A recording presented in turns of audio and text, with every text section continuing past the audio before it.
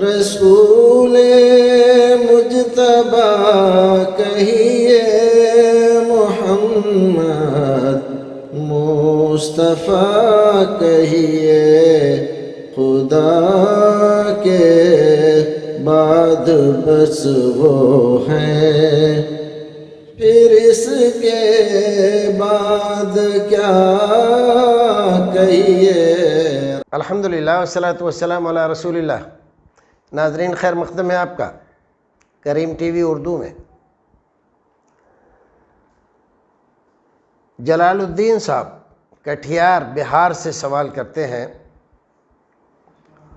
روزے کا مہینہ چل رہا ہے، اس میں افطاری کا کافی زور ہوتا ہے، تو بعض غیر مسلم بھی افطاری کراتے ہیں روزے داروں کو، تو کیا غیر مسلم کے یہاں روزہ افطار کیا جا سکتا ہے؟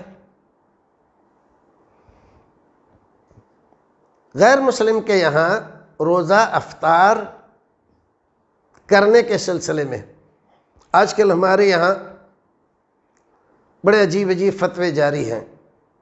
بعض لوگ کہتے ہیں کہ اس کے یہاں جائیں آپ تو آپ ایک کھجور اپنی جیب میں ڈال کر لے جائیں، تو روزہ تو افطار کر لیں اپنی کھجور سے، باقی اس کا کھانا کھا لیں۔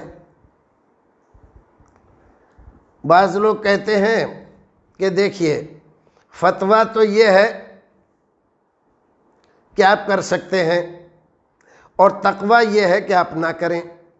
اس طرح کی بہت ساری باتیں علماء کرام کی طرف سے چل رہی ہیں، لیکن ہم آپ سے عرض کرتے ہیں کہ اس طرح کے کنفیوژن میں پڑھنے کے بجائے آپ رسول اکرم صلی اللہ علیہ وسلم کا اسوہ دیکھیں۔ غیر مسلم کے یہاں آپ نے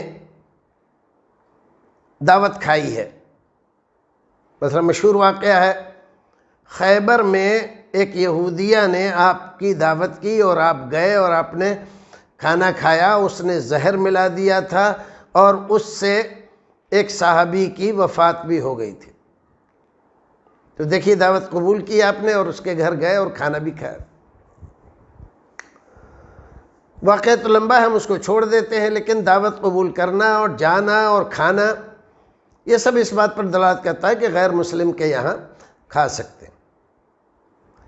اب کوئی آدمی یہ کہے کہ نہیں وہ تو اہل کتاب ہیں، تو اہل کتاب ہیں بے شک، لیکن وہ بھی کافر ہیں۔ لَقَدْ كَفَرَ الَّذِينَ قَالُوا إِنَّ الْمَسِيحَ ابْنُ اللَّهِ، وہ لوگ بھی کافر ہیں جو مسیح کو ابن اللہ کہتے ہیں، قرآن کہہ رہا ہے۔ تو اہل کتاب ہونے کے باوجود بھی کفر کر رہے ہیں وہ، اور ان کے کھانے کو شریعت نے جائز بتایا ہے۔ وَطَعَامُكُمْ حِلٌّ لَهُمْ وَطَعَامُهُمْ حِلٌّ لَكُمْ۔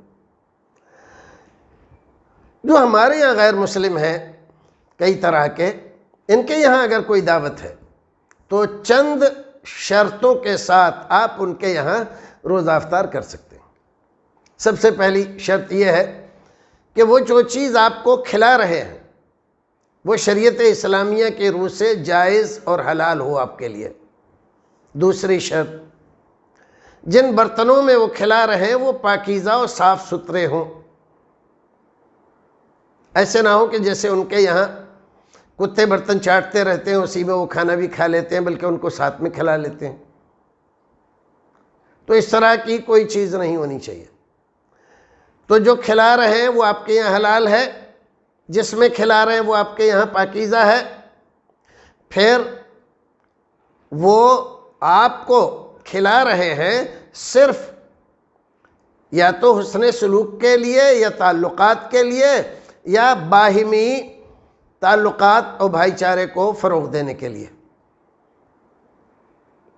اگر اس کھلانے سے ان کا مقصد کوئی اور ہو جس سے اسلام کو، مسلمانوں کو یا اس کھانے والے کو کوئی نقصان پہنچنے والا ہو، تو ایسی دعوت قبول نہیں کرنی چاہیے۔ تو اب کیا ہوا؟ مسئلہ یہ ہوا کہ آپ اپنے طور پر وہاں جا سکتے ہیں اگر پاک صاف ان کا کھانا ہے، پاک صاف برتنوں میں پکایا گیا ہے، پاک صاف لوگوں نے اس کو پکایا ہے، تو آپ ان کے یہاں روزہ افطار کر سکتے ہیں۔ اگر نہ جانے میں کوئی حرج نہ ہو، اس سے کوئی فرق پڑنے والا نہ ہو، تو بہتر ہے آپ نہ جائیں۔ لیکن اگر نہ جانے سے تعلقات خراب ہوتے ہوں، اسلام اور مسلمانوں کی طرف سے غلط میسج جاتا ہو، مسلمانوں کو بدنام کرنے کی کوئی لوگوں کو ترکیب اور موقع مل رہا ہو، اس طرح کی کوئی صورتحال ہو جو اسلام، مسلمانوں یا مسلم کمیونٹی کو نقصان پہنچانے والی بات ہو، تو آپ کو جانا چاہیے اور اس کو نظر انداز نہیں کرنا چاہیے۔ اور جب آپ نے یقین کر لیا سب کچھ پاک صاف ہے، تو آپ روزہ افطار کر سکتے ہیں۔ السلام علیکم ورحمۃ اللہ وبرکاتہ۔